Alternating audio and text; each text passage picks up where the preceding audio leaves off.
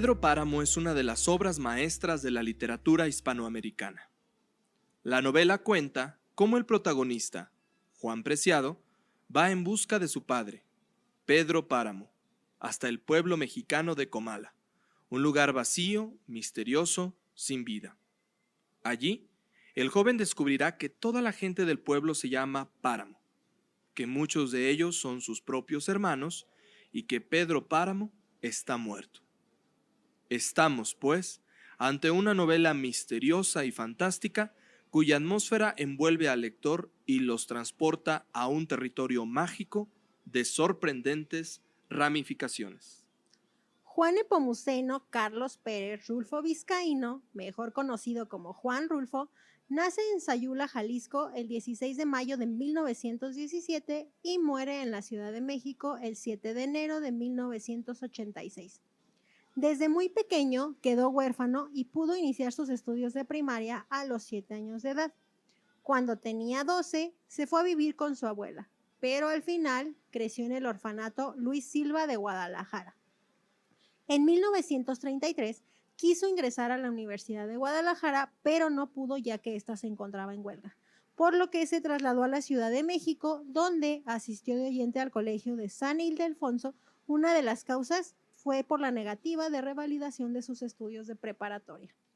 Laboralmente, trabajó en la Secretaría de Gobernación como clasificador del archivo, esto en 1937, y posteriormente fue agente de migración en Guadalajara en 1941. A partir de 1968, se estima que viajó por algunas regiones del país, en comisiones de servicio de la Secretaría de Gobernación, y es ahí donde comenzó a publicar sus cuentos más relevantes en revistas literarias.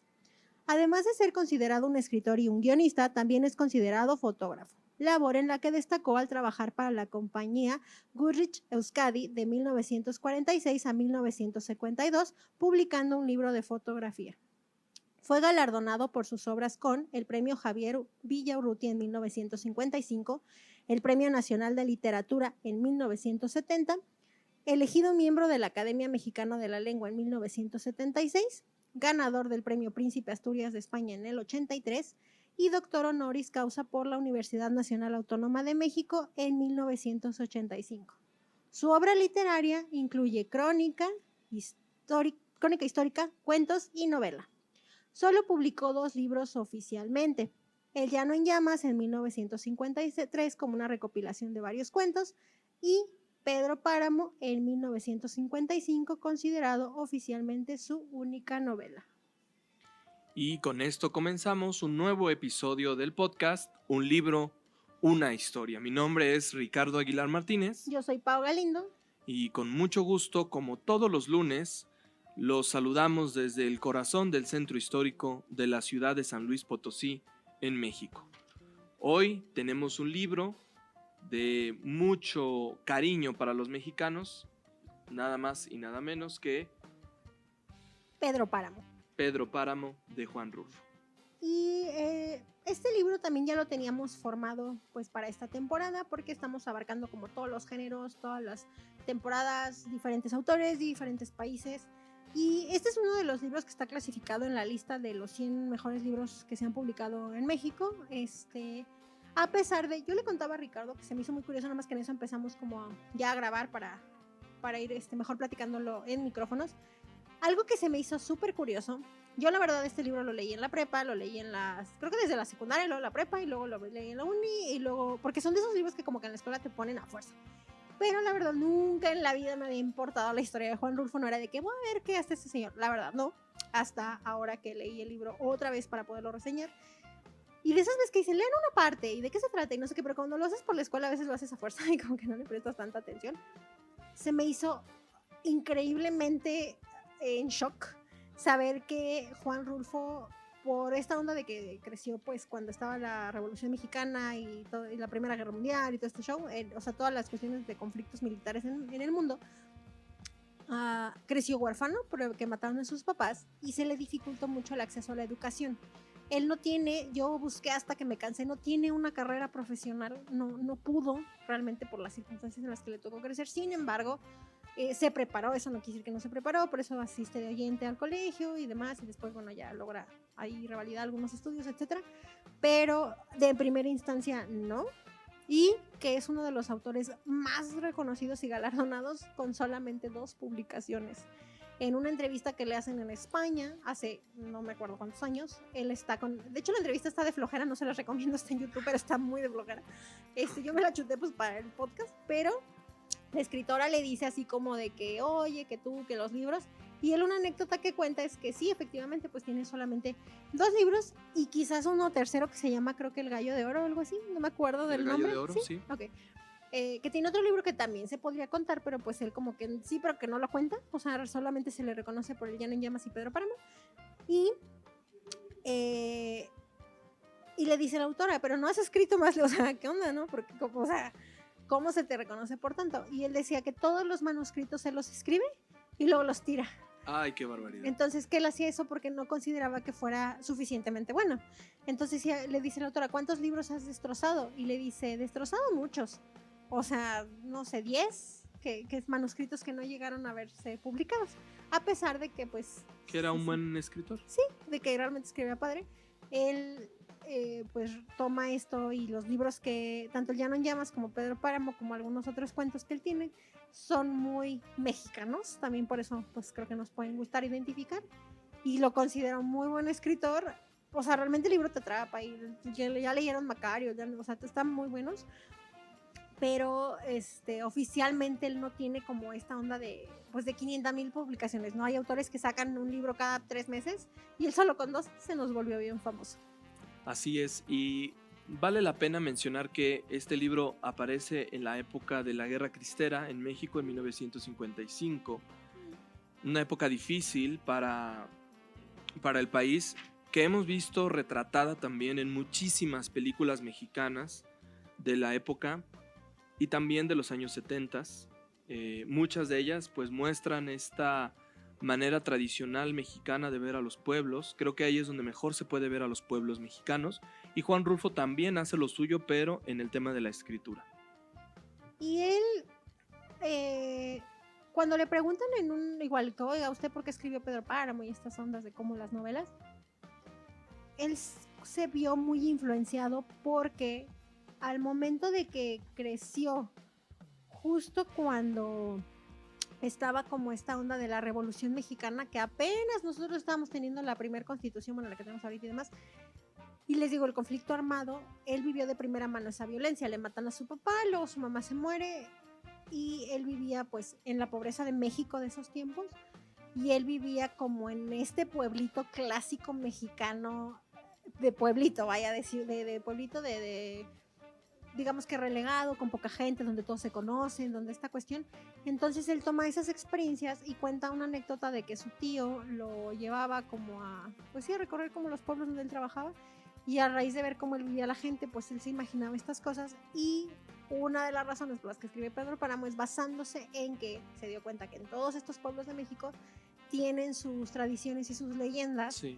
Y la gente cree en el número de cosas, y ellos eran como, o sea, él decide tomar estos rasgos y escribir una novela. De hecho, todas son muy parecidas, o sea, como en esta onda, y sin saberlo, su novela entra en el género de realismo mágico, en el que pues mezcla, ya habíamos acordado en alguno de los episodios, que mezcla estas ondas de realidad con ficción, que las hace ver muy naturales, pero retrata muy bien al México. Y Ricardo tiene toda la razón. Dice por ahí, de hecho eso lo encontré como anexo, que toma como referencia lo de la Guerra Cristera, porque el libro tiene muchos momentos en los que el cura del cura que aparece es un personaje principal o con alguna aportación, pero si tú ves el libro de trasfondo, está esta onda de la iglesia peleada con el gobierno.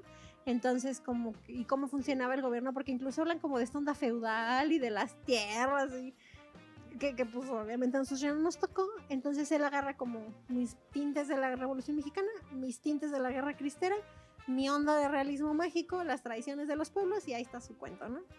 Así es.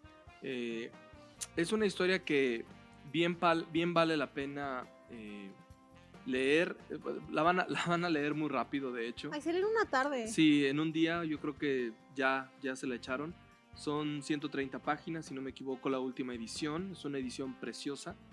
Y además creo que nos sirve para echarle un vistazo rápido al siglo XX, a la vida del siglo XX. Es bien interesante ver cómo a partir de la Revolución Mexicana, México se fue dividiendo, se fue fragmentando en diferentes prototipos de idea de lo que debería de ser la vida. Y esta historia se puede trasladar a cualquier pueblo mexicano. O sea, no lleva un nombre en particular. Aquí el pueblo se llama Comala. Que de hecho existe un comal en México que no es este Comala. Ay, sí, todo el Dato mundo decía. cultural. Sí, yo sí lo encontré eso hace un tiempo cuando lo leí, en el 2019 este libro lo leí. No es una lectura reciente para mí. Pero yo había escuchado mucho que mucha gente decía, hay que ir a Comala donde es la de Juan Rulfo. Y muchos especialistas decían, no, ese no es el pueblo. Es un hombre que apareció ahí, que se le ocurrió, pero que puede situarse fácilmente la historia en cualquier pueblo mexicano. Y aparte, te da un dejo de que a mí me sonaba, yo no sé, como las historias de que te podría contar un abuelo. O sea, creo que lo hemos platicado muchas veces. Nosotros vivimos en la capital, pero existen estas divisiones territoriales donde todos los estados, al menos en nuestra República Mexicana, tienen subdivisiones que son los municipios y pueblos y demás. Entonces, es como la historia que te podría contar la familia, ¿sabes? O sea, como el familiar de la abuelita que te contó la anécdota, muy parecida. Yo coincido con esta onda de que él vio que la gente se basa como mucho en sus tradiciones. Y el libro lo encuentran, como dice Ricardo, hay 2 ediciones, pero yo les recomiendo la que me di cuenta Ricardo que ya no lo tiene, que ya lo regaló. Pero la mía es viejita, de hecho mi edición, no sé si es edición o reedición, no la he visto. La mía es de las primeritas. El libro me lo pasó mi mamá y viene firmado por otra persona, seguro mi mamá se lo pasaron en el 82. El mío es de las ediciones del Fondo de Cultura Económica. Ah, no, sí, ya está editado. Y el mío es una versión súper vieja, ya está hasta amarilla, y el mío tiene 150 páginas. La nueva trae una portada muy bonita, sí. Y es de esos libros pues mexicanos que vale la pena leer. No está caro. Si ustedes quieren comprar el libro, el físico, lo pueden encontrar. Claro que lo pueden encontrar en esas puestitos de libros usados y demás. Pero si lo compran nuevo, anda entre 100 y 200 pesos si compran una edición ilustrada. Entonces creo que pues es un libro que vale la pena. En Kindle no lo encontré más que en 85 pesos, o bueno, en digital en compra. Pero la recomendación que no les hago, pero que pues ahí está el PDF gratis. Si ustedes lo googlean, como es un libro que ha sido como anexado a los libros que son para texto escolar, sí, está gratis. Entonces, ya les dije que eso no le da nada a la casa editorial ni al autor, pero pues si alguien de plano lo quiere leer y no se encuentra en posibilidades, googleenlo y lo descargan. Claro. Y el audiolibro y la película están completamente gratis en YouTube. Entonces, si dices, pues me da mucha hueva leer, pero quiero saber qué pasa, porque estoy segura que con lo que les contemos se les va a antojar el libro, la neta. Así es, también lo pueden encontrar digital en Apple Books. Tiene un costo de 95 pesos. Ah, casi por los mismos. Casi es lo mismo, fue publicado en el 2010. Este trae 132 páginas. La editorial es RM Verlac. De hecho, esto también la van a encontrar en el exterior. Es una portada con dos perros salvajes. Ay, la mía también, es pero muy está bonita. Bueno, es un perro, una versión de perro. Ese es uno, sí, como de un estilo de arte contemporáneo. Hey. Y acá es una como si fuera un grabado. Entonces es muy bonito, vale mucho la pena. La nueva está bonita. Sí, es un color como cafecito. El Llano en Llamas también es de la misma editorial, pero ese también es como otro grabado, pero ya trae como 2 personajes de la Revolución Mexicana. Así que lo pueden encontrar también en Apple Books. El Llano en Llamas yo no lo he leído, a ver si me lo he hecho en uno de estos días. También cuesta lo mismo. Sí, es que son de esos libros que me dejaron en la escuela, pero les digo, cuando lo lees en la escuela, es como que no les prestas tanta atención. No, es que ¿sabes qué? Como que la edad no es la propicia para leerlo. Para disfrutarlo. Sí, la verdad. Aquí en Apple Books tiene tiene 4.9 estrellas. De 5 está muy bien. Yo la verdad es que lo califiqué con 5 estrellas cuando lo leí en Goodreads. Yo le puse 4, no me acuerdo. A mí me encantó, me súper encantó.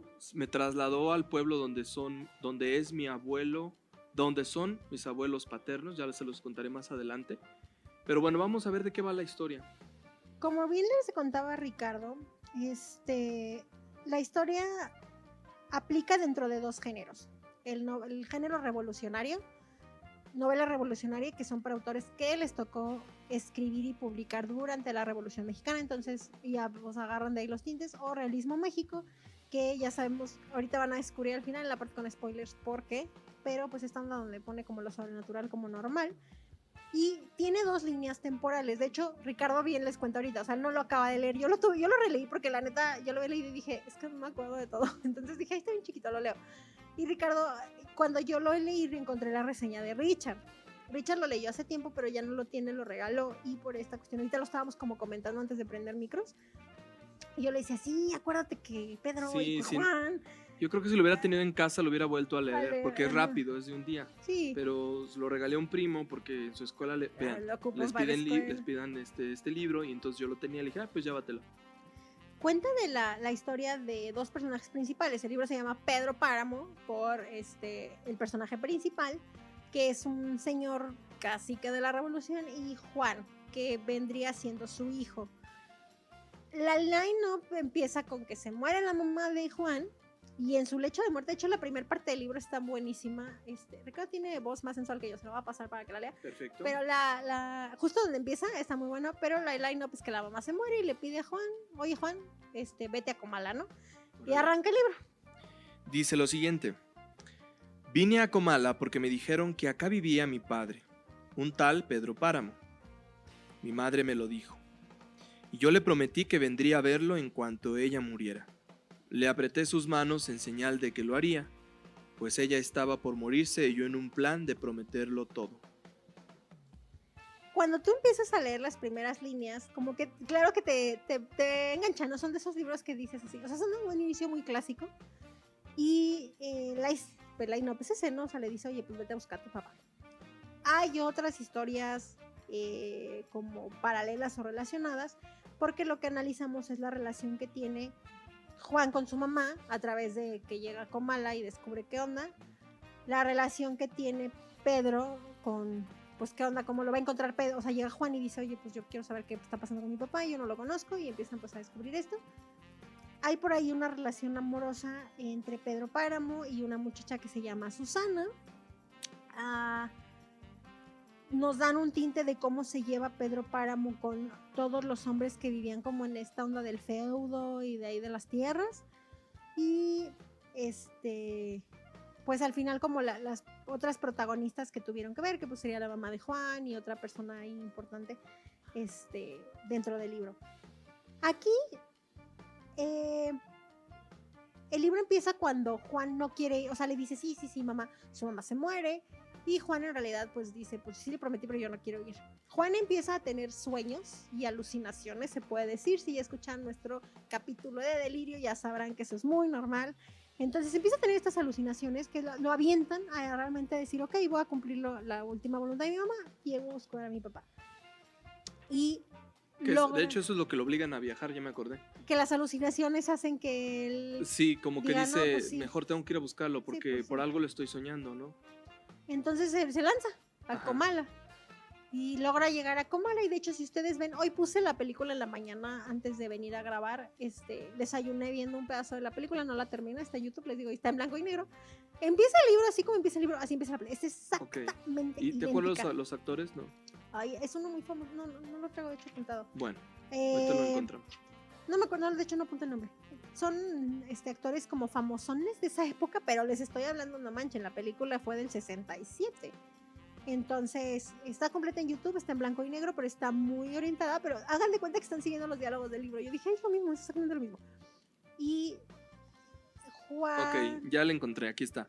Es John Gavin como Pedro Páramo. John Gavin, Pilar Pellicer, que acaba de fallecer por el tema del coronavirus hace menos de 15 sabía. días. Que ella es Susana San Juan, el otro personaje. Ignacio López Tarso. Que no les voy a decir quién es. Beatriz Sheridan, Alfonso Arau, Jorge Rivero, Eric del Castillo, Juan Ferrara, Julissa. Todos son actores famosísimos. Del cine de oro mexicano. Roberto Cañedo. Ay, ese Roberto Cañedo. Digo, si yo hubiera estado en esa época, me hubiera tirado la onda. Jorge Rusek, Joaquín Martínez. Oye, son puros artistazos, sí. ¿eh? De hecho, cuando yo saqué como que la película y los datos como para platicarles, vi al momento de que me pongo a stalkear cuánto cuesta y le doy vuelta a todas las librerías de internet para ver un más o menos y demás, ahí me salió gratis en YouTube y dije, Muy no bien. manches. Muy bien. Pero, de hecho, ahorita empecé a grabar, le dije a Ricardo, la película te va a gustar. Y me fui ya. No sabía, yo creo que la voy a llegar a ver ahorita en la tarde en mi casa.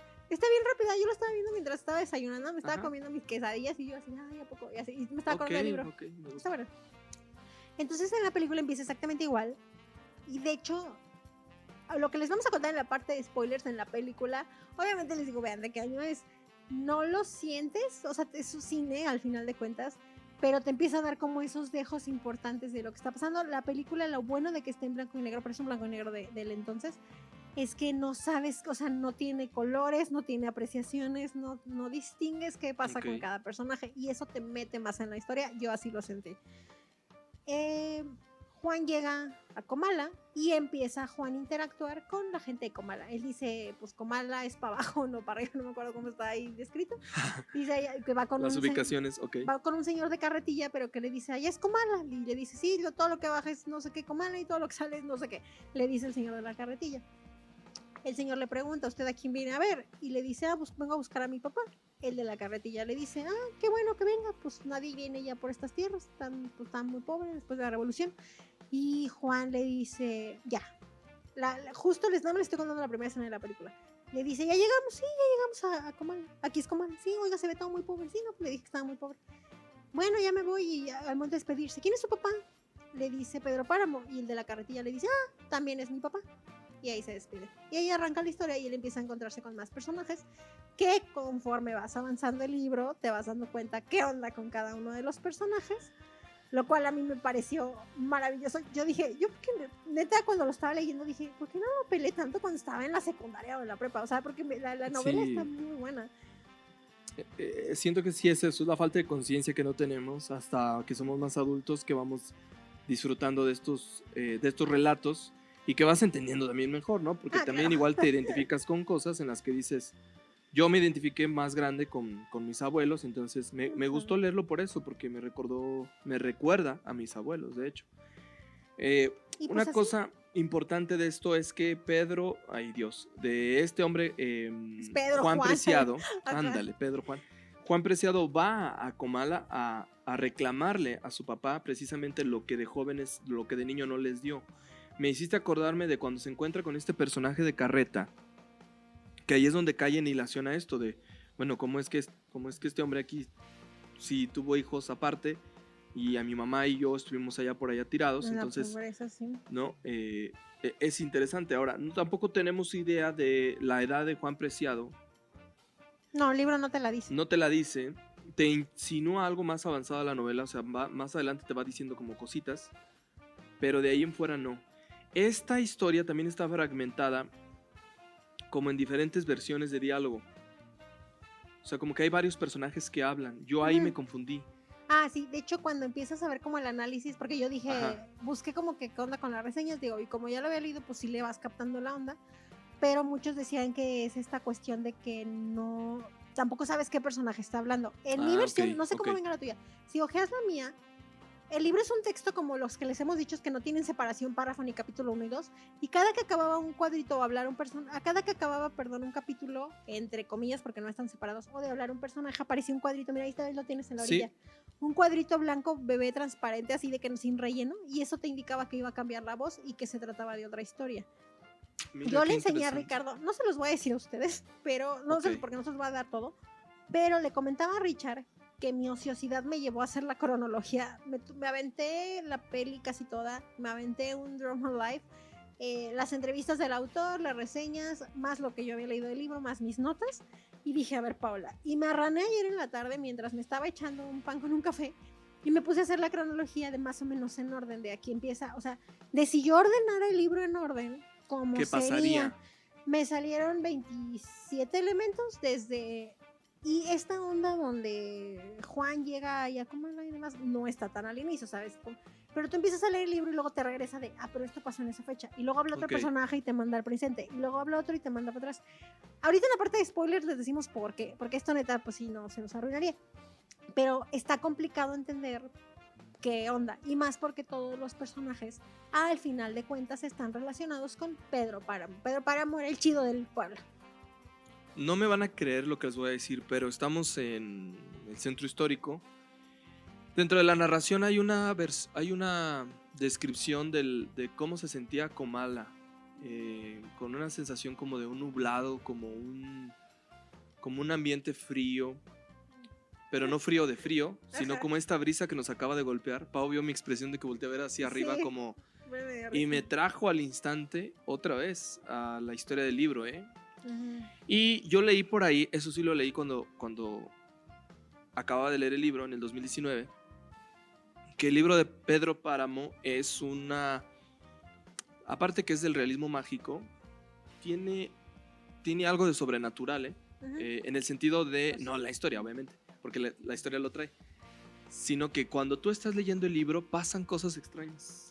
Yo lo había leído en algunas reseñas de personas. Justo creo que quiero pensar que le dieron la clasificación de realismo mágico por eso, porque todos los hechos que al final dices, no manches, te los hace pasar por normales. Y este Ajá. dejo de sobrenatural es como... Ya ven que les contábamos en el libro de Delirio que ahí da como un barniz en el que nuestra protagonista como que tenía esta onda de clarividente. Aquí también hay una onda fuera de... Acá estábamos hablando de un problema mental, aquí no. Sí.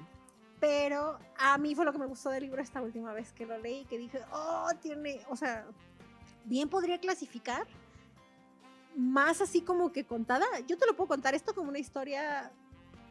No, es que les voy a spoilear. Ahorita les Ok, digo. ok. Sí, es que si digo la palabra. Sí, Pero, sí, yo sé que me estás entendiendo. A mí me gustaría que estuviera dentro de la categoría de mitos y leyendas. Ándale, porque pues. Como una leyenda. Hablando de Comala. Y una leyenda general que se contara en todo México, estaría chido. Sí. De Pedro Páramo, ¿no? De que No existió de verdad Pedro Páramo. Yo creo que si me la contaran mis abuelos sería una historia deliciosa. O mis papás, si me la contaran, sería una historia buena, interesante y que fácilmente yo sí me conectaría con ella y sí le tendría miedo a lo que cuenta Pedro Páramo, a lo que cuenta Juan Preciado y con qué termina, cómo termina, que eso lo vamos a ver más adelante, ¿no? Te digo que bien podría tocar como si fuera una historia quizás de terror, o sea, de alguna manera como... Exacto. Por eso, porque te cuenta, la novela tiene como estos tintes como de misterio, de que no Sí. sabes realmente qué está pasando, pero ya cuando entiendes qué está pasando, porque los personajes te lo dicen de una forma normal, dices, órale. No sé si en su momento, en su fecha, cuando fue lanzada, pues obviamente por las circunstancias, pues era diferente como se presentaban. Y les digo que si ustedes ven la película, como está en blanco y negro, realmente no sabes qué show con los personajes, porque no hay como esta onda de colores, de transparencias, de iluminación, Sí. Entonces está muy bien llevado porque es blanco y negro. La historia es bien revuelta, no les voy a mentir, está muy chiquita, pero está muy revuelta. Pero a diferencia de Delirio, aquí se entiende. Si entiendes la historia general, si entiendes qué pasó y si entiendes qué andaba en el pueblo, porque pues es una anécdota del pueblo de Comala, como bien les dice Ricardo. Yo creo que las escuelas ya la dejan, yo recomendaría que la leyeran. Ya les dijimos cuál es el line-up y no sé qué más decirles que sea un detalle importante que no sea un spoiler. Estoy como en mi mente de, bueno, es que esto es spoiler. No, esto también es spoiler. Bueno, otra cosa importante que habría que decirles es que hay varios diálogos con varios personajes dentro del libro que te permiten entender mejor qué está pasando. Esa es una ventaja de este libro. Que la conversación que tiene Juan con las demás personas tiene una relación clave con el final de la historia. Entonces, cuando ustedes encuentran estas conversaciones con estos personajes, se van a dar cuenta hasta el final, lo impresionante que es el libro. Y por eso van a decir, wow, qué buen final y además qué buen libro. Quizá en el transcurso van a decir, ay, qué buena historia, está muy chida esto, aquello, pero cuando lleguen al final y descubran lo que Juan Rulfo quiso hacer, sí, está muy bien ejecutado. ahí es donde, así que no pierdan de vista los diálogos con los personajes. Sí, porque ahí es donde dices... ahí van a encontrar detallitos que les van a adelantar poquito lo que va pasando, ya me acordé también de eso. Y quiero, o sea, antes de... Yo siento que este es un libro, ordenando mi desmadre mental, yo siento que este es un libro que, al igual que en el de Delirio, tenemos que contar los spoilers para contar nuestra historia. Sí, si porque no, pues no se puede. Pues no se puede. Así que si les parece, vamos con la categoría... Tengo de spoilers, pero tengo una nota antes de los spoilers. Ajá. Que de hecho le preguntaban también a Juan Rulfo porque él lo tomaba también como una memoria de su tío, no me acuerdo cómo se llama su tío, pero del tío este que se le muere y que lo llevaba. Juan Rulfo dice, es que yo realmente no hubiera tenido, o sea, entendiendo mis circunstancias, él cuenta y dice, yo mi infancia fue muy triste, o sea, no porque dije así, de pobre de mí, dice, es que realmente yo, pues imagínate, me matan a mi papá, me matan a mi mamá, crezco en un orfanato que era como una cuestión militarizada, horrible, pues reguerra, o sea, él crece como en toda esta onda de una visión de México fea, que él quiso retratar lo feo pero bonito, y no hubiera tenido acceso a escribir, él buscaba como chambas de lo que se pudiera, logra tener buenos contactos, logra hacer algunas cosas, y le otorgan una beca. Esta beca es del Centro Mexicano de Escritores. Ellos publicaban a escritores mexicanos que, como muchos otros, tuvieran como estas primeras novelas. Y no sé si se acuerdan, creo que en el episodio 2 donde les hablaba de los cuentos por entregas. Te daban una cantidad de dinero, tú te comprometías a hacer un número de publicaciones y hasta que pasa todo ese tiempo se recopilan y se vuelve el libro. Gracias a eso, Juan Rulfo dice, es que gracias a que yo recibí la beca pude comer, o sea, pude, pues sí, vivir, vaya bien. Ya conseguí un trabajo, conocí muy buenos amigos, él es bien fan de García Márquez, bueno, viceversa, y logra publicar Pedro Páramo. Yo siento que él lo hizo así como de, pues es lo que tengo, es lo que conozco. Realmente, pues como hemos dicho, todos los autores platican de lo que viven. Han vivido. Y él lo reseña de una manera, a mí me parece hermosamente pintado, de cómo pinta su México de la Revolución. Sí.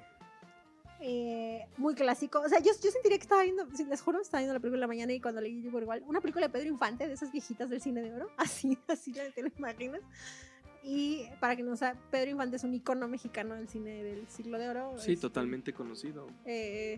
Yo lo sentía como muy en ese sentido y dije, es que este hombre, y pues las otras obras son igual, dije, es que este hombre realmente sabía redactar y aterrizar, y qué triste que no haya tenido a lo mejor más oportunidades de publicar más libros.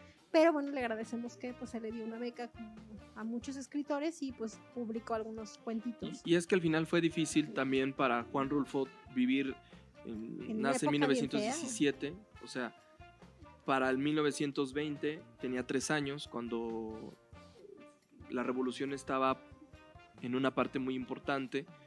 Todavía era parte de la revolución, había un presidencialismo tremendo, asesinatos de un presidente tras otro. O sea, le toca una época fea, ¿no? Luego llega 1940, 1920, 1940, y tienes un montón de acontecimientos mundiales y locales que estaba difícil. O sea, si tú no eras de la clase alta, era difícil llevar una vida cómoda, antojable, por llamarlo de un modo. Así que vivir como una persona común, un mortal común en esa época era realmente complicada. Entonces también es difícil entender la situación de México, porque México no sabía qué era, si era Francia, sí, era Europa o qué diablos de lugar era, porque mientras que la clase alta quería vivir como en Europa, los indígenas, la gente, los naturales, querían vivir como su propio estilo se lo denominaba. O sea, era un conflicto severísimo. Y al final, yo creo que tú, no sé si lo sientas igual, y porque hasta la fecha creo que sigue pasando, pero en diferente medida, la gente es bien apegada a sus tradiciones y a su religión. Sí, no, y la religión católica fue clave en esa época. Digo, pero ya hablamos de de la cuestión de las guerra cristera. Pero cuando al momento que estás leyendo el libro, el cura toma este papel de que si tú dices, el cura me da la bendición o no me da la bendición, híjole, el cura no me quiere, ¿sabes? Es como esta cuestión en que, y la gente es muy arraigada a eso, porque es la ley del pueblo, la ley más allá de lo que hay con el gobierno y con los federales y todos los que estaban peleando, era la ley del pueblo. Y eso se retrata de una forma que a nosotros nos tocó vivir, pero era el México real. De la época, ¿no? Bueno, pues ahí están, vamos con nuestros spoilers. Acuérdense que usted le puede pausar aquí, pero ya hemos hablado en otros episodios que nunca pasa eso. Bueno, casi no pasa. Así que si usted decide quedarse los spoilers, pues advertencia, vienen importantes notas de adelanto. Y gracias a esas notas de adelanto, pues pueden conocer nuestra historia. Entonces, pues como que casi los estamos obligando. ¿El chisme? Tienen que chutarse los spoilers. Así que, ¿cuál sería el primer spoiler que valdría la pena mencionarles? Pues no les vamos a dar todos, obviamente. Pues no les queremos echar a perder la lectura completa, pero el básico, a ver. Ay, es que es el spoiler máximo, ¿no? Ni modo, ni modo. Pues es que al final tú te das cuenta de que ya todos en el pueblo están muertos. Que no son reales. Que no son reales. ¿Ese es el spoiler del libro? Creo que he hecho... Y, y eso justo es lo que les decía hace un rato, que cuando tú pones atención a los diálogos que Ajá. Juan Preciado tiene con los personajes de la historia, están tan bien armados que a mí lo que me pareció impresionante de este libro es cómo Juan Preciado se inventó unos diálogos tan impresionantes con los personajes para que al final todos estuvieran muertos. Uh-huh. O sea, cómo es la mente de... No, y también lo que los personajes te contestan. Por ejemplo, les conté en la parte 1 la escena en la que va con el carretero y el carretero le dice a que viene a Comala. Le dice, vengo a ver a mi papá. Entre líneas podemos decir que o sea, el carretero le dice, ok, qué bueno que viene al pueblo tan abandonado. Ese es el primer muerto. Él es el primer muerto. O sea, bueno, sí, ya me acordé de dónde sale. ¿Qué se puede leer? Porque lo vi en la película y de hecho la escena de la película, esa persona empieza a ver como mucho terregal por los caballos y la persona se pierde entre el terregal, se suma entre el terregal, pero no se siente así, tú no sabes que ese pato está muerto. Cuando le dice, vengo a ver, el carretero se pudo imaginar entrecomillado, viene a ver la tumba, viene a ver los restos. Y él le contesta, qué bueno que viene el pueblo abandonado. O sea, esta onda en la que están jugando con este diálogo, entonces se puede interpretar o leer de varias formas. Eso a mí hasta hoy que vi la película dije, qué buen diálogo, ¿sabes? Literal. ¿Se podía intuir eso entonces? Sí, que tú dices, pudo haberle dado a entender así de, viene a ver al muerto, ¿no? Claro. Viene a visitar la tumba de su padre. Y cuando le dice, no, es que ya está muerto tu papá, ¿y cómo? Y entonces, hasta que Juan llega a Comala, el carretero le dice, no, es que tu papá ya murió. Pero busca a doña Eduviges y doña Eduviges que te dé asilo. ¿Y cómo la encuentras? No, ahí tras Lomita, te camínale. Entonces todos los diálogos que se empiezan a crear te dan esa impresión de que pueden ser diálogos reales, pero que si los lees con una sublínea puede ser como que estás visitando al muerto y demás, así se entiende, y eso está muy bien ejecutado. De hecho, ya no sé si hicimos muy mal en decirles el spoiler más grande.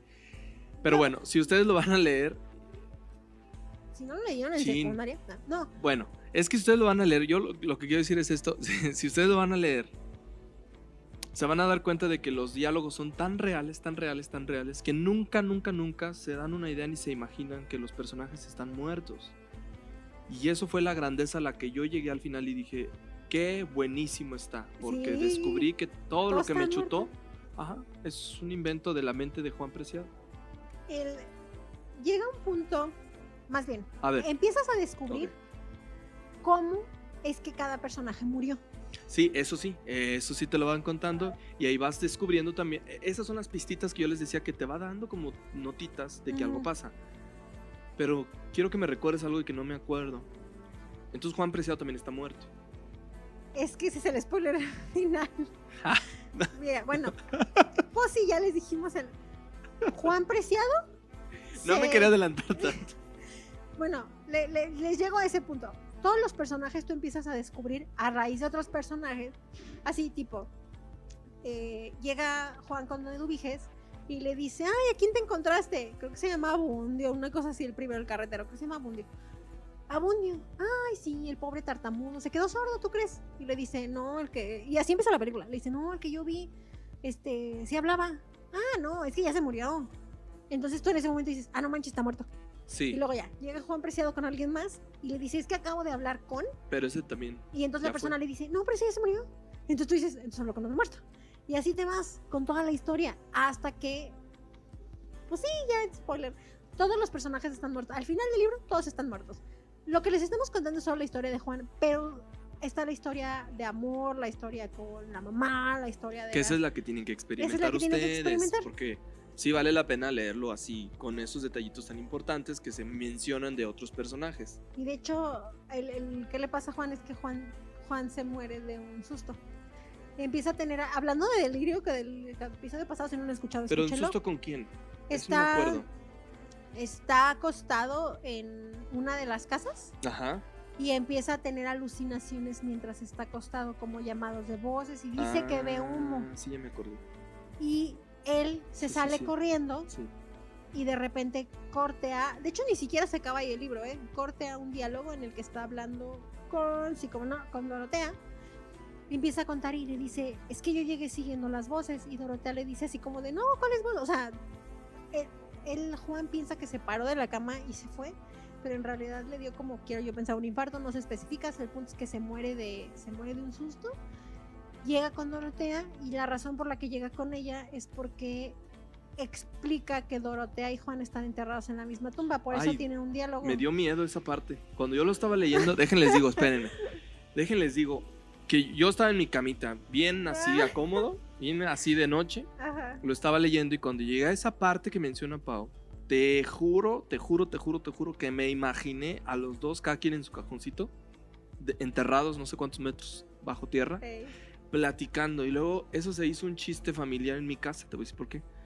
Porque estábamos cerca del mes de agosto más o menos, y entonces salió una plática en mi casa.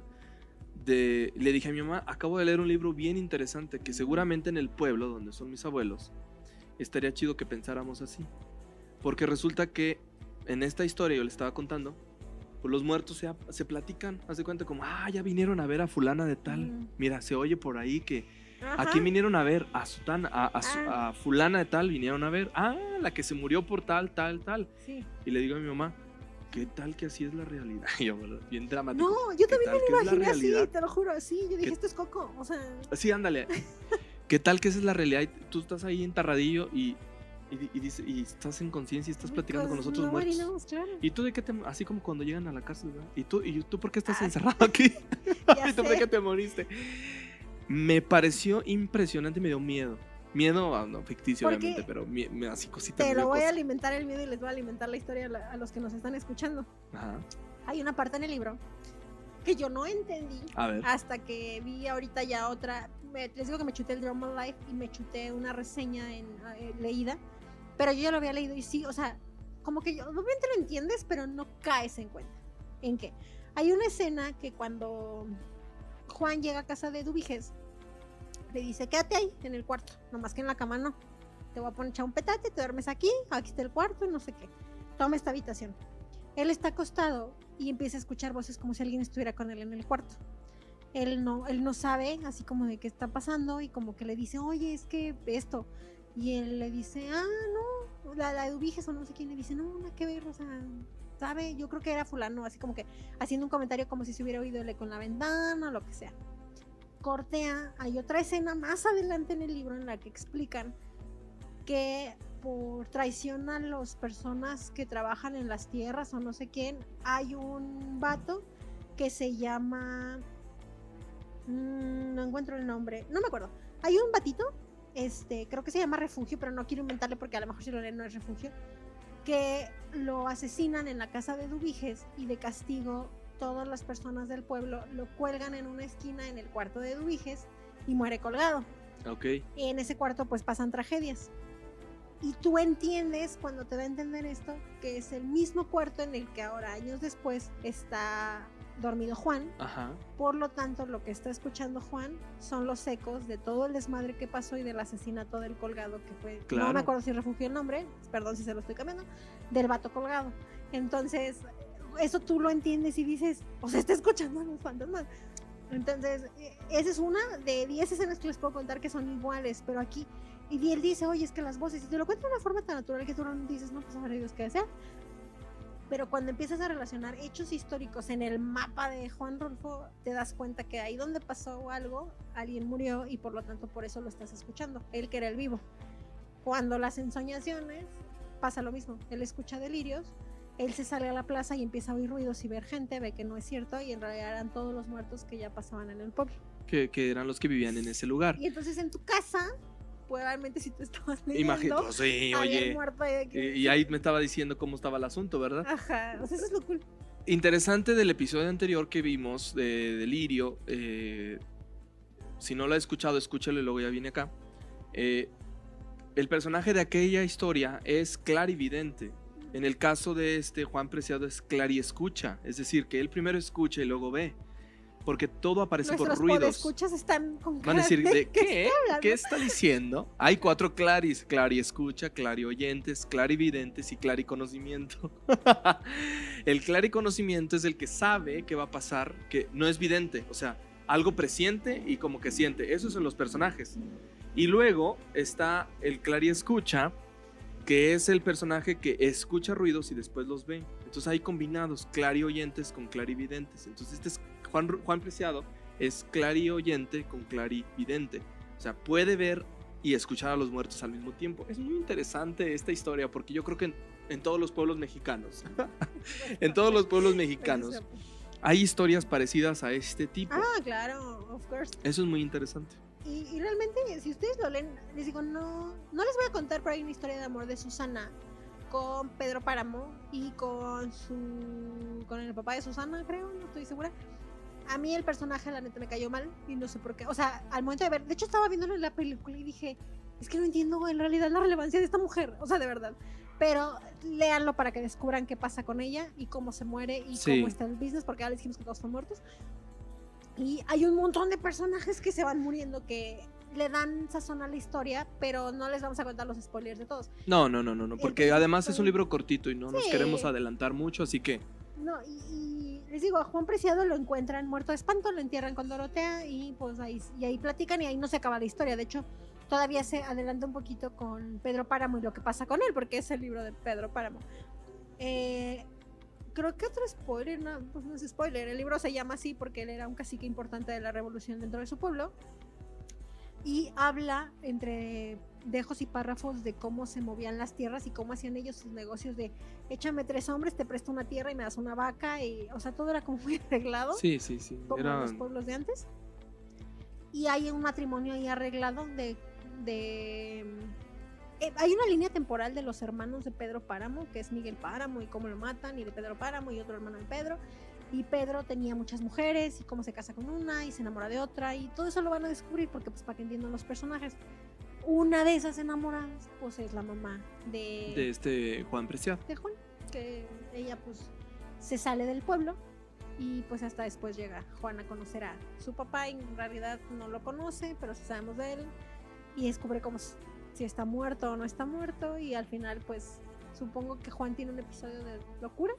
Sí. De ver que todos están muertos y él está vivo pero está hablando con ellos y le da algo y yo me imagino que se murió así de un infarto.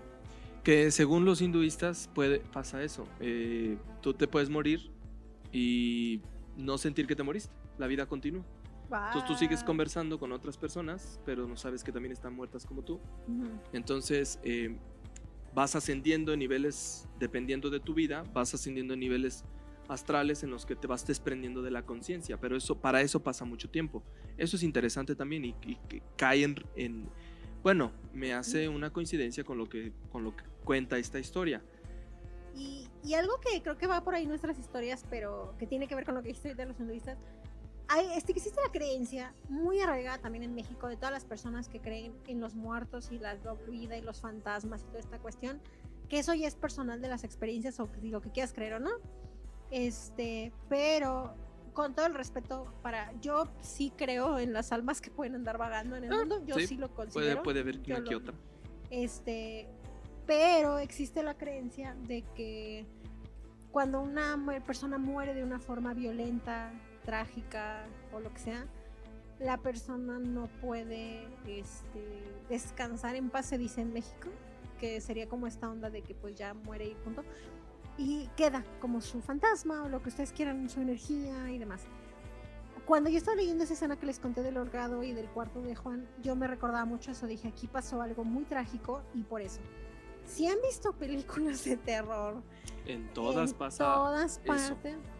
Les quiero contar no es mía la anécdota, pero me la recordé ahorita, de la energía de las casas. Hay una leyenda de una casa en Querétaro, no sé si te ubiques, de una personaje que apodan la hiena de Querétaro. Esta morra era una Miss Universo or something, Miss Universo, Miss México, una cosa así de su pueblo, y se casa, tiene hijos y empieza a tener periodos de esquizofrenia. Ajá. La clasifican como esquizofrenia porque ella escucha voces dentro de su casa. Okay. Y las voces le indican algo y ella va y asesina a sus hijos con la película de terror. Es una historia real, o sea, la mujer está en la cárcel, de hecho está por salir ahorita, creo que sale el próximo año, salió este año, no sé. Okay. Y ella, cuando la empiezan a checar, la declaran en el juicio de que pues no es mentalmente competente, creo que tiene esquizofrenia, o piensan que tiene esquizofrenia, pero la mujer estaba muy lúcida. Entonces, bueno, ahí hay una cosa con su juicio legal. ¿A qué voy con todo esto? Esta señora, en la casa en la que tú vas, dicen, porque ya ahorita ya la casa está toda bardeada, que tú entrabas a la casa y sentías las energías pesadas dentro de la casa porque ya había acontecido el asesinato. Ya me acordé de la historia. La mujer o sea, para los que saben o no saben, si no busquen, hay muchos videos en YouTube muy interesantes de eso, pero el punto es que la morra asesina a sus niños y luego los apila en la cama y los cobija como si ya se fueran a dormir, y le marca a una amiga y la amiga viene y descubre todo lleno dentro de sangre, pero ella le dice, oye, ¿dónde están tus hijos? Y ya dormidos, y los niños ya estaban todos tasajeados porque ella los apuñaló. Y entonces ya le hablan a la policía y la policía llega y dice, es un desmadre, pero ella mató a los niños y ella estaba loca pensando que los niños estaban vivos, entonces hace todo un show ahí. Y dicen que hay muchos videos donde va la gente y pues que según eso en las ventanas se ven cosas, los vecinos oían ruidos, hacen en su tiempo, ¿no? La casa ya está toda bardeada, ya está toda vandalizada, pero la casa que dicen los que conocen y fueron, que guarda las energías ahí, ¿no? Como, y eso me recordó como esto de que los cuartos guardan energía, las casas antiguas, las casas en las que alguien murió ahí de alguna forma violenta, lo que sea, las creencias que se tienen.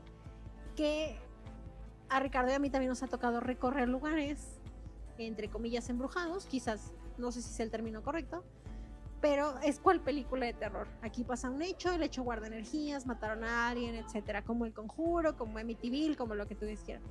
Y Ricardo y yo hemos ido a muchos lugares en los que, no sé qué historia voy a contar. Ah, no, creo que ya me acordé cuál vas a contar. La voy a cambiar. La voy a cambiar porque me acordé de algo con lo que me contaste. Ah, ok. Bueno, ahorita sí no les cuento porque yo traigo algo parecido, pero ir a lugares en los que tú dices, es que aquí pasa esto, es que me mueven, es que haces todo, y pues no sé, o sea, no hay una explicación. No les voy a decir así de, un muerto lo de mí. Pues no, realmente no, y no me da miedo. No, y no pasa así, o sea, no pasa así. No pasa así. Por Ricardo ya sé que no pasa de esa manera, pero no. He ido a lugares, hemos recorrido lugares inhóspitos, afortunadamente, y de esos lugares lo que a mí me recuerda con el libro, antes de contar la historia, es eso, vas y la gente tiene bien arraigadas esas creencias. La gente te dice, aquí pasa un muerto a las 3 de la mañana, y ellos en eso creen, y el pueblo cree en todo eso, y ¿sí? Todos los habitantes están así, y es muy respetable porque son sus tradiciones. No, y es parte de la costumbre, así es, de la leyenda, de la vitalidad que el pueblo le da a un misterio que ya se apropiaron de él, y está bien, digo, no vamos a cambiarles una idea que para ellos es natural. Claro, y por eso cuando te decía ahorita este libro, yo decía, es que no sé si era el spoiler, era eso, bien puede ser un libro de terror. Sí, me gusta para un libro de leyendas o mitos. Ándale, sí, o sea, no es esto así de, no son vampiros, no, o sea, no es más real, de hecho es más tangible. Es más tangible, y creo que, o sea, les dimos todo el spoiler, todos se murieron. Ahí está. Yo les voy a contar mi historia. Es que yo sabía cuál brevemente. Iba a contar, no sé cuál va a contar ahora. No, es distinto. Es que creo yo que ya tuve una experiencia con lo que Juan Preciado vivió. Ahí les va. En el año 2009, ya lo he hecho en otros programas, falleció mi abuela paterna de cáncer. Se fue en menos de un mes. Como era alguien tan cercano, porque era realmente cercana a mi casa, pues lo vivimos muy fuertemente. Cuando pasa todo el periodo de velorio, entierro y esas cosas, que no fue aquí en San Luis Potosí, fue en un municipio, en una comunidad de ese municipio, en un lugar un poco más solitario, por eso les digo que me da como cosa, es interesante. Yo en un sueño que tuve una clarividencia muy interesante. Ahí les va. Se va a estar muy bueno esto. Si usted lo está oyendo de noche, póngase el cafecito, páusele, sí. Vaya por el café porque le voy a contar una historia que le va a dar miedo. No, la otra da más miedo, creo. No bueno, de hecho la otra sí me da más miedo, de hecho. Sí. Bueno. Cerca de mi casa hay un terreno baldío. Ya no es baldío. Construyeron una capilla para Santa Teresita de Jesús, una carmelita. Y en ese sueño yo salgo de mi casa, me conduzco al terreno baldío, y no es un terreno baldío, es el panteón donde enterraron a mi abuela, que se encuentra en ese municipio, haciendo mención también de que ese panteón tiene sus peculiaridades.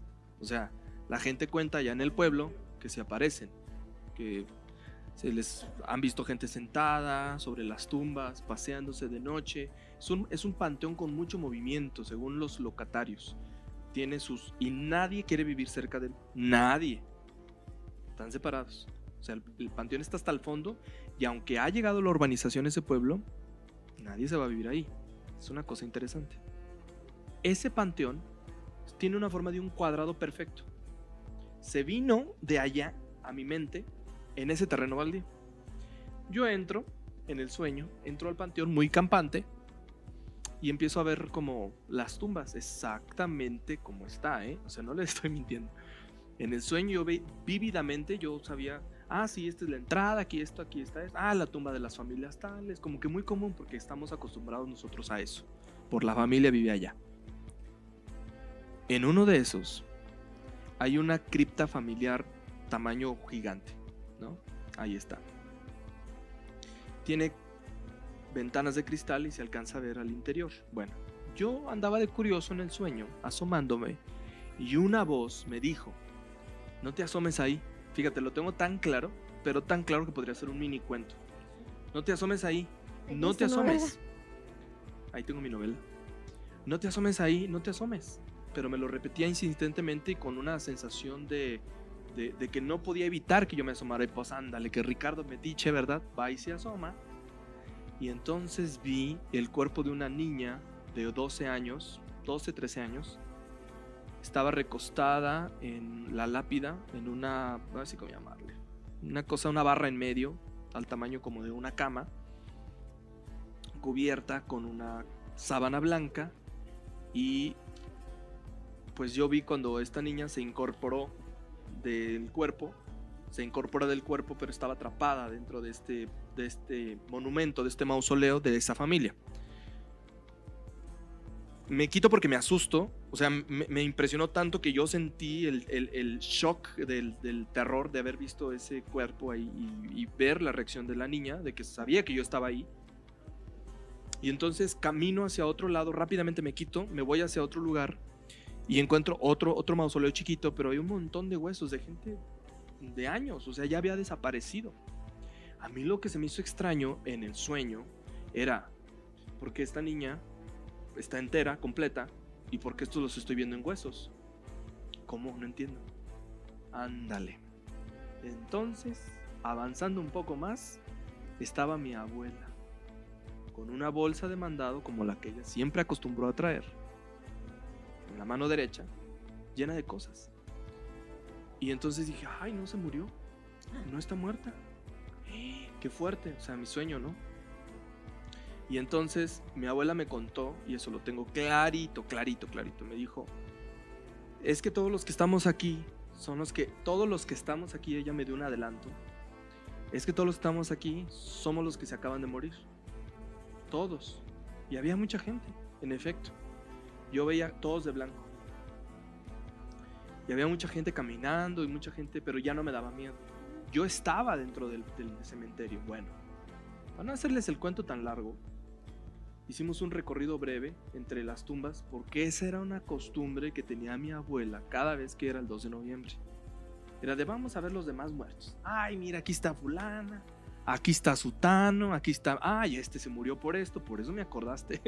Ahorita que lo estabas diciendo. Ella tenía esa costumbre y a mis papás no les gustaba porque era como andar husmeando entre los muertos que pues nosotros ni en cuenta. Bueno, cuando iba a amanecer en el sueño, mi abuela me dijo, bríncate por esta barda, bríncate por aquí porque ya va a amanecer. Yo me brinco y entonces pues le digo a mi abuela que me eche la bolsa para que se saliera del panteón.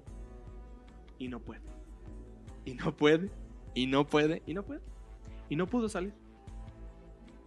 Entonces en mi mente me llegó un sentimiento de desesperación porque yo no la podía sacar. Y ahí caí en el 20 de que lo que yo había vivido en el sueño, todavía es el sueño, de que había tenido la experiencia con la gente que acababa de morir recientemente. Entonces mi abuela, me acuerdo que resignada por no poder salir, dijo, es que yo no voy a poder salir de aquí ya, pero tú sí, ya me viste, dile a tan estos mensajes. Yo llego a mi casa, otra vez, entro a mi casa, cuando abro la puerta de mi casa, despierto. Así. Me levanto y corro directamente con mis papás y les cuento los mensajes que les habían mandado y se sacaron mucho de onda. Esa fue una experiencia horrible. O sea, ustedes me están oyendo que la estoy contando contento. Fue horrible esa sensación, porque fue haber tenido un contacto que tú, quién sabes, que fue cierto. El sueño es... Hay muchos científicos que lo dicen, el sueño es una cosa, quién sabe qué cosa. Y tú no sabes si la imaginación me llevó hasta ese lugar, pero qué tal si ese lugar fue real. No, y aparte existen muchísimas personas que cuentan historias de cuando seres queridos, abuelos, demás, se les manifiestan dentro de los sueños, con un mensaje, con alguna cuestión de no está acabado, de no deja en paz. Y sí, ahorita que me acuerdo, dije, sí, es cierto, muchísima gente cuenta como esa parte. Y hasta que lo superas y procesas, lo cuenta uno riéndose, porque yo también he contado 1000 tragedias ya cagándome de risa. No, pero en ese momento pues claro que fue una tragedia. Sí, yo estaba así de aterrorizado porque acababa de pasar un mes, o sea, tenía un mes del suceso, y cualquier psicóloga que nos escucha va a decir, ay, es que es el efecto postraumático. Pues sí, igual y sí. Pero me da gusto haberme quedado con el sueño, porque significa que a lo mejor igual y sí tuve contacto real. Yo lo quiero creer así, me vale. Y estuvo chido. Digo, ahorita ya lo digo, estaba chido, pero en ese momento era de terror. En el momento en el que te relacionas total y completamente con esto. Fíjate, algo que conté ahí esto, ¿verdad? En la entrevista Juan Rulfo decía que con su tío, él se le hacía mucho de que llegaba la gente y pues él como a lo mejor por lo que creció, no te puedo decir que insensible, pero yo lo sentí en las entrevistas así como de que pues sí, ya le había pasado mal, ya lo que le pasaron, dijeron en el pueblo, ya no le iba a mover. Y él decía que la gente eso, creía en sus muertos, creía en la iglesia, creía en todas estas cuestiones de fantasmas. Entonces él se apropia de eso y lo acomoda y saca la novela, ¿no? Pero muy en esa onda de que si tú vas a un pueblo te van a contar la leyenda del pueblo. Me acordé, no la voy a contar completa, la voy a contar con omisiones, pero Ricardo, la historia que les iba a contar Richard, la vivimos juntos, de hecho, en un municipio de San Luis Potosí, pero dentro de ese municipio había un pueblo. El pueblo era un pueblo con bien poquitos habitantes, de hecho eran como 3 pueblos cerquita, uno no me acuerdo cuántos habitantes, pero uno que visitamos creo que al ladito era de 5 habitantes o 10 habitantes, lo cual está padrísimo. Imagínate, o sea, hay 10 gentes en el lugar en el que estamos ahorita, imagínate que todo el pueblo tenga 10 personas, ¿no? Entonces ese pueblo tenía muy pocas personas, es un pueblo de paraje abierto, hermoso, espectacular, las fotos que yo tengo de ahí están espectaculares, un pueblo rural donde la gente pues no teníamos internet. No había señal. No había teléfonos. Nada de eso. Había muy poca luz en ciertas zonas, en otras zonas ya no hay nada de luz, no hay drenaje común, hay drenajes tipos fosas, hay un río, y eso conectaba a los pueblitos que estaban aledaños a esa ciudad donde fuimos, a ese municipio. El pueblo en el que Ricardo y yo nos hospedamos por, si no me equivoco, creo que fue una noche, no sé si, creo que tú te quedaste 2. Yo me quedé 2. Yo me quedé una, afortunadamente. Para la gente que nos está escuchando en México, lo va a ubicar muy fácilmente porque es un pueblo mágico que se llama Real de 14. Está cerca de ese lugar, no es ahí. Estamos hablando de 1 hora y cachito. Cercano en medio a la de las... carretera de Real de 14. ¿Por qué es importante ese lugar? No les vamos a decir cómo se llama, por respeto a la comunidad y a la localidad. Sí. Pero es importante porque ahí están los centros ceremoniales de los huirraricas o de los huicholes. Ajá. Entonces ya nos habían advertido, de hecho los pobladores, un día antes a nosotros, que se aparecían ahí animales, pero que eran personas. Nosotros íbamos con un grupo de astrónomos, astrofísicos. Entonces ellos no creían en esas cosas. Era como, pues sí, pero pues no hacían mucho caso. Y al momento de que nos llevan a conocer como los abiertos y en la ciudad y todo, y que pudimos platicar con los lugareños, todos tenían leyendas del pueblo, no sé, o sea, yo creo que te acuerdas, todos nos contaban alguna leyenda de, es que aquí no sé qué, porque ellos realmente creen en eso me recordó cuando leí el libro, cuando tú me dijiste, voy a contar esto, dije, sí, de hecho la que otra aquí apuntada es otra que no hay que ver, pero esa del pueblo es esa, que ellos nos contaban sus leyendas, lo que pasaba y todo. Contaban una leyenda de que hay un río ahí, que sí tenía agua, tú sí fuiste a... No tenía agua, no. Estaba como el acueducto, imagínense como piedras, pero una parte donde hay como intento de puente y está el río. Yo no lo recorrí de noche, pero sé que era como lo que para ellos era el río, ¿no? En ese paso del río, ellos tienen sus leyendas de sus tiempos, de cuando había más habitantes, pues había en teoría muchos asaltos, cuando ahí transitaban las cosas y pues por lo tanto luego llegaba a haber muertos, etcétera. Tenían la creencia de que se encontraban monedas en el río, me acuerdo mucho. Pero que sí las tenían, porque te acuerdas que uno de los lugareños tenía sus monedas. Sí, me estoy acordando de ese señor. Y yo no sabía, porque todavía no trabajaba en el museo en el que estoy, que la moneda que él tenía era de Carlos III, es decir, representaba la moneda de los reales de la época del virreinato de la Nueva España. Órale. Entonces, con razón, oye, sí, con razón la protegía. Fíjate que yo perdí esas fotos, pero bueno. Yo sí las tengo. Yo creo que cualquier experto en monedas de la época sabría que esa moneda es una joya. Muchísimo. Yo me acuerdo que él no la prestó y no la perdió. No, así como ¿ya la acabaron de ver? Porque démela otra vez. Y una persona joven, no crean que un viejito y esas cosas, no, alguien joven. Pero para contextualizarlo mejor con lo que dice Pau, es que en ese puente era el antiguo camino real de tierra adentro que iba de 14, de la minería, que viajaba a San Luis Potosí, pero por una zona serrana. Entonces, por eso era que ahí decían que llegaban estos bandidos en estos acueductos y ahí los asaltaban, pero los mataban. Ajá, para despojarlos. Los colgaban de los árboles que de hecho todavía estaban ahí.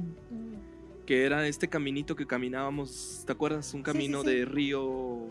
Oye, qué miedo. Sí, ¿Qué fuimos a hacer ahí? Ya sé, ya nos está diciendo Jesús. No, y les podemos contar un chorro de anécdotas igual. Bueno, nosotros fuimos por N razón, igual no les puedo decir por qué fuimos ahí, pero llegamos a ese pueblo. Ricardo sé que estaba antes, yo por eso les digo, yo sé que me quedé una noche, creo que Ricardo se quedó 2. Y nuestra labor, no crean que nada más éramos él y yo, éramos un grupo, un cúmulo de gente que íbamos a invadir ahí esa ciudad para hacer N labor. Pero pues turísticamente nos llevan a recorrer y miren, aquí está el cerro, aquí está el agua. De hecho me acuerdo que uno de esos días fuimos como de día a recorrer una parte y nos estábamos asoleando con lagartijas en las rocas en paraje abierto, maravilloso. Pero hicieron un recorrido nocturno porque la gente tiene muy arraigadas sus leyendas, ellos creen muchísimo en sus leyendas. El punto es que va un grupo de personas, recorren el río porque se rumoraba que escuchaban voces y que se escuchaban lamentos. Me quiero imaginar muy a la onda La Llorona o así, de que ellos decían, es que aquí habla una mujer y se aparece no sé quién, y por lo que ellos veían, ¿no? Y ellos, los locatarios, le tenían miedo a hacer recorrer eso de noche. Pero pues como nosotros éramos así los de ciudad, dijimos, ¿qué nos va a hacer esto, no? Entonces, bueno, se lanza un grupo. El grupo regresa en la madrugada, se recorre a la hora, o sea, creo que era una onda de 2, 3 de la mañana, una hora en la que pues andábamos ahí sacrilegiándole sus tierras de sus centros ceremoniales. Y nosotros pues la verdad en un pleno modo turista, sinceramente. Y advertencia, también invitados por la población, no vayan a creer que llegamos a invadir ahí. No. Ellos eran los más emocionados por llevarnos. Por llevarnos y contarnos sus leyendas y que las viviéramos. Y sí, aquí espantan. ¿Qué nos decía la gente? Aquí espantan. Todos los 10 locatarios, no, ahí había más, pero todos los locatarios de ahí nos decían, aquí espantan, aquí te va a aparecer un muerto, aquí nosotros, no es cierto. Nosotros no, pues no, claro que no transgrede sus tradiciones, pero pues no crees, ¿no? O sea, la neta dices, no es cierto. Y esta leyenda, la que yo les iba a contar es otra, pero esto se los cuento desde el punto de vista en el que yo soy un ser humano que la neta me encanta el terror. A mí no me da miedo el terror, no al nivel en que a la mayoría de las personas. Creo que de mis máximos logros es ya ver películas de terror y al cine verlas sola y que no me dé miedo y yo puedo ver, y hay partes que digo así de, ok, sí, esto sí está creepy, pero no en un modo de, gritar y esconderse, o sea, me gusta el terror, o sea, de verdad, me encantaría creer como que todo eso es real, o verle como el lado como de, mira, wow, explicación. Entonces, pues no soy una persona miedosa, la verdad. Ese es el preámbulo. Aquí lo que les puedo contar, les digo, no les puedo dar ni todos los detalles, ni todas las personas, ni todos los lugares, pero nos pasó un hecho sobrenatural en la noche en la que nosotros estando en como, ¿qué les puedo decir? Una habitación cerrada con una sola entrada, una chimenea o fogata a la entrada y una puerta clausurada, sin ventanas, solo como con unos orificios de ventilación arriba, nos quedábamos un N número de personas. No crean que éramos muchos, yo creo que éramos unas 20, sí, más bien nos va. Regresa el grupo que fue a la expedición y ese día nos tocó vivir a todos de diferente manera una noche muy sobrenatural porque se nos apareció algún tipo de presencia, y no les quiero decir así de, ay, la Llorona con su vestido negro, no. Para alimentar la fogata que teníamos, los detalles que les puedo dar son estos. Para alimentar la fogata que teníamos, nosotros utilizábamos los desechables que teníamos de la comida, literal, y basura, y para no como sacrilegiarles sus ramas o lo que los locatarios nos dijeran. Y empezábamos a alimentar como la fogata para calentarnos todos, porque era una época en la que en la noche hacía un chorro de frío. Estando ahí refugiados, nos empezamos a... La fogata, sin razón alguna de aire ni nada parecido, la fogata se empezó a extinguir hasta que nosotros alimentándola la fogata se extingue. Y nos quedamos en la penumbra. Pero les estoy hablando del cerro donde no hay luz afuera. O sea, Nada, no había penumbra de la nada madrugada. alrededor. O sea, Nada, no. era una cabaña. Pero Ahí entramos todos, cupimos todos. era una cabaña, pero sin como... o Como sea, 15 personas, creo. Sí, desde que digo, eran como 15, 20, no me acuerdo.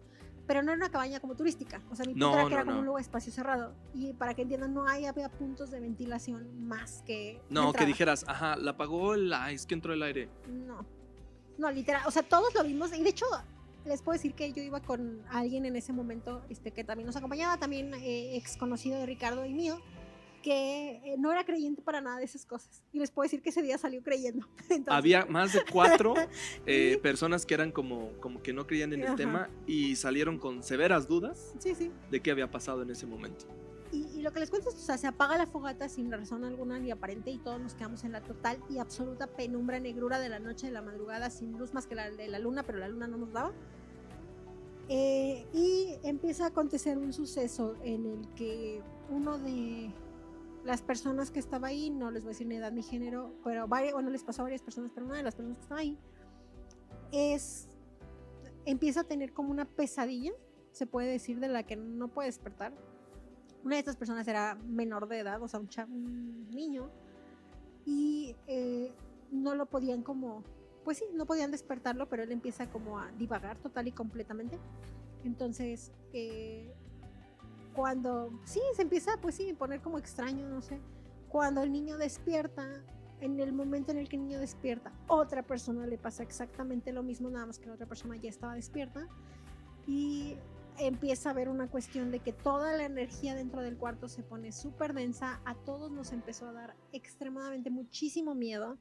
Lo que estaba diciendo el niño y luego lo que estaba diciendo la persona iba y no iba en concordancia, pero era una sensación en la que todos sentíamos terror, como si realmente Sí. hubiera algo ahí con nosotros.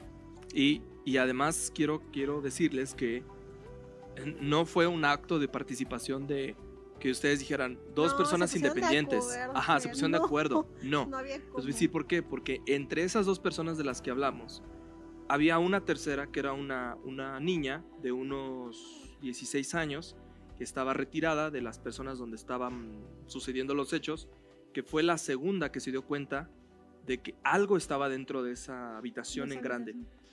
Porque ella estaba dormida, ella se levanta y empieza a decir, le dice a la otra persona, ¿está alguien detrás de ti? Y la otra persona de la que hablamos le decía, sí, es que sé que está aquí, pero me está queriendo decir algo, pero no sé qué es.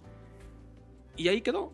Y después de eso, no tardó ni un minuto en que todo el show se convirtió en un caos. ¿Han visto las terrible. películas de terror donde se apagan todas las luces y el fantasma aparece y tú vives vives como el exorcismo y lo que tú quieras? Bueno, eso fue lo que vivimos nosotros, una escena digna de una película de terror, con todo lo que les pudiera acontecer. Nosotros pudimos posteriormente hablar con las personas. Para esto, bueno, no les puedo decir qué hicimos, pero digno de película de terror. Pasan esos segundos y de repente después de no poder prender la fogata porque nadie la podía prender, le echáramos lo que le echaras, o sea, flamable, plástico, cerillo, lo que tú quieras. No podíamos, durante ese tiempo nos tuvimos que alimentar pues de lo que teníamos, sacamos celulares, pero le estoy hablando que esto ya fue hace años. El punto es que pasan unos segundos, pasa un acontecimiento digno de película de terror, cual Exorcista, y posterior a eso nosotros empieza a aligerarse la energía del cuarto, todos asustados obviamente, logramos prender la fogata empieza nuevamente a calentarnos, a proporcionarnos tanto calor como luz, Todos quedamos en completo shock. Nadie más volvió a dormir esa noche, lo que restaba de las 3 a 5 de la mañana, 3 a 6 de la mañana que nos teníamos que preparar. Y ya en la mañana pues platicamos con las personas para, oye, ¿qué te pasó? ¿Qué sentiste? Y la sensación que sintieron las personas fue parecida. Y todos teníamos, al momento de que si yo estaba sentada en el polo opuesto de alguien, todos teníamos esa sensación de miedo, ¿sabes? Y todos experimentamos lo mismo. No hubo una sola persona dentro de esa habitación que dudara que ahí había alguien y que había pasado algo. Y era una energía mala. Fue horrible. Las personas que sintieron esa energía dentro de ellos se veían cuales muertos en vida al día siguiente de ese agotamiento de que se les había como chupado la energía, ¿sabes? Era Sí. horrible. Y la persona con la que yo iba, que era cero creyente, ese día sí fue como de... llegamos con más amigos, porque era mi roomie en ese tiempo. Llegamos y literal me acuerdo que con otros amigos, porque llegamos creo que a la peda ese día y fue de, oigan, no mames, nos acaba de pasar algo, pero no. Y él, no yo, no sé cómo contárselos. Y él les dijo, es que yo no creo en esto, pero necesito contárselo. Pero viví esto. Pero así en modo de, me tocó vivir una escena de película de terror. Y, Sí. y los habitantes del pueblo era como de, ¿qué hubo? ¿Sabes? No, que no. Les dijimos que no se quedaran a dormir ahí, pero ustedes estaban de no sé qué. Y quiero aclarar que a las personas del pueblo no fueron a las que les pasó esto, fue a, No, a personas de nuestra comitiva. Pero les voy a decir que ellos nos advirtieron, incluso la persona que fue nuestro mejor, ¿cómo se le llama? El que nos dio la anfitrión, nuestro mayor anfitrión nos dijo, pueden quedarse aquí hay espacio, hacemos separaciones, pero no se queden ahí. La otra persona que iba con nosotros, que fue otra de las mitoteras en el asunto, le decía, véngase a dormir con nosotros, que no sé qué, dijo, no hombre, a mí ni muerto me llevan ahí. ¿Qué necesitan? ¿Comida o cobijas ahorita? Ahorita se los llevo, y sí, nos llevó, hasta nos hicieron un cabrito, nos llevaron cigarros. Conejo. ¿Era conejo? Sí. Ahí no me acuerdo. Cigarros, había cigarros árabes, acuérdate, que hasta te dije, ¿cómo llegaron los cigarros árabes aquí? Bueno, quién sabe. O sea, para que mejor me entiendan, ellos dijeron, pues prepárense porque les va a pasar algo bien raro, pero bueno, ustedes sabrán. Y pero nosotros sí fue. Y nos dijeron, ¿se tremendo. quieren quedar aquí? ¿Están seguros? Y nosotros, sí. Y ándale, que nos va pasando, que nos sucede, y pues bueno, ahí está. Oye, se puso bien feo, ¿verdad? Oye. Bueno, déjenles cuento que 2. ¿Te das cuenta lo que acaba de pasar? Sí, ok. Se nubló en un nivel extremo y la temperatura bajó estábamos como de unos 28 grados a unos 15. Ajá. Aire frío, ventisca fría. Se está azotando una puerta. Se está azotando una puerta aquí en una casa del siglo XIX, siglo XX del centro histórico. No la van a escuchar porque no se escucha, pero... Yo agarré mi libreta porque tengo mis notas y de repente todo, o sea, está nublado, pero dije, ¿qué está pasando? Pensé que estaba lloviendo, no está lloviendo. Porque estamos en una parte donde está como o sea, hay como espacios semiabiertos. Pero está lleno de tierra mis cosas, como que llegó una ventisca, pero el clima es propicio para contar estas historias de terror, sí. Y además, yo les dije al principio que había leído por ahí que cuando la gente hablaba de este libro de Pedro Páramo pasaban cosas curiosas. Sí. Así que bueno, pues ahí están las historias. Ahí está este libro, recomendación, léanlo, diviértanse, disfrútenlo. Es un libro corto, 130 páginas, lo pueden leer en menos de un día. No, en una tarde se lo chupan. En una tarde porque... Y lo van a disfrutar. No los va a dejar, no los va a dejar el libro, así que ahí está. Muy bien, entonces terminando las historias de hoy, que de hecho estuvieron como bastante buenas, y les podríamos contar muchísimas más. Pero estoy seguro que van a haber más libros que nos van a sacar más historias. Y de hecho, yo la que traía era de... Luego se las cuento la de Drácula. Sí, ahí también va a haber oportunidad. De mi antigua oficina, Ricardo se va a acordar que en la primera oficina que renté había la leyenda de que se apareció una niña. Esa luego se las cuento. Bueno, y todas, o sea, yo no creía en eso, pero todos los que trabajaban conmigo se aterrorizaban así cañón. Nadie quería subir al segundo piso. Bueno, terminamos, esperamos que les haya gustado tanto como nosotros, que a pesar de los spoilers los lean, y pues les recordamos nuestras redes sociales. Nosotros nos encuentran en Instagram y en Facebook como Un Libro, Una Historia o @podcast de libros, y pueden escuchar el podcast en su plataforma favorita. Nosotros normalmente les subimos las ligas del Apple y del Spotify en la que nos ubiquen, y les agradecemos mucho los comentarios que nos hagan, que lo compartan, eso ya lo saben. Pero si nos quieren seguir de manera individual, Richie, ¿cómo te encuentran? A mí me pueden encontrar en Goodreads como Ricardo Aguilar Martínez y en Instagram como mis notas de libros. Ahí estoy reseñando otros libros que no aparecen en los podcasts, porque pues, no, hay muchos libros que queremos leer y que leemos. Ahí los pueden ver para que los puedan ver esas reseñas y también tengan otra opción de ver otros libros además de ese. A mí me encuentran en Goodreads como Pau Galindo y también me encuentran en todas mis redes sociales como Instagram y Twitter como @soy_Pau Galindo, o creo que les aparezco con mi jeta así como Pau Galindo. Y así me pueden encontrar, síganos en el podcast y ahora van a ver las portadas de los libros para que también les den like y comenten si lo leyeron, si no lo leyeron. Y luego a las personas que nos comentan además, pues ya saben que les mandamos sus saludos. Y pues eso sería todo. Ya se puso frío el clima. Se puso muy ¿Ya frío, se puso raro? Se puso frío así como raro. Vámonos. Vámonos, aquí espantan, diría el dicho. Bueno, gracias a todos, agradecerles muchísimo que nos escuchen hasta acá y también a nuestros amigos de América Latina que nos escuchan desde otros países, agradecerles mucho. Hay un chico, híjole chavo, bueno, hay un chico de Goodreads, les prometo que lo saludo la próxima semana. Me contactó a mi Goodreads personal, que empezó a escuchar unos episodios de nosotros, creo que es de Argentina, no me acuerdo de qué show es, y me mandó un libro de él para checarlo. Me mandó como una historia, a ver si, o sea, como para ver qué me interesaba y como para ver como los contenidos. Y la próxima edición lo busco para saludarlo, pero de verdad, gracias y mándenos Sí, sigan mandándonos sus mensajes, los saludaré. compártanos, escríbanos. Nosotros no somos divas ni nada por el estilo. Nosotros respondemos cada mensaje que ustedes nos envían. Nos tardamos, pero sí se los respondemos. Sí, pero ahí está. Así que bueno, pues esto ha sido Un libro, una historia. Bye.